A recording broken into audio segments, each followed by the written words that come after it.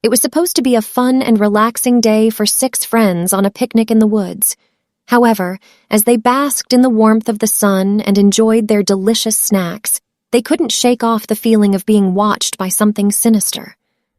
Little did they know that their peaceful day would soon turn into a nightmare as they find themselves lost and hunted by an unknown force in the woods. It was a beautiful day for a picnic. The sun was shining, the birds were singing, and the 6 friends were excited to spend a relaxing day together. They had picked the perfect spot, a quiet meadow deep in the woods, where they could escape the hustle and bustle of the city. As they set up their blankets and unpacked their food, they couldn't help but feel a sense of unease. It was as if they were being watched by something sinister lurking in the shadows. But they dismissed their fears and focused on enjoying the day. They laughed and chatted, indulging in delicious sandwiches and homemade lemonade. They played games and took silly pictures, basking in the warmth of the sun. But as the day wore on, the unease grew stronger. It was as if the woods had come alive, the rustling leaves and creaking branches sounding more ominous than before. As the sun began to set, they started to pack up their things, ready to head home.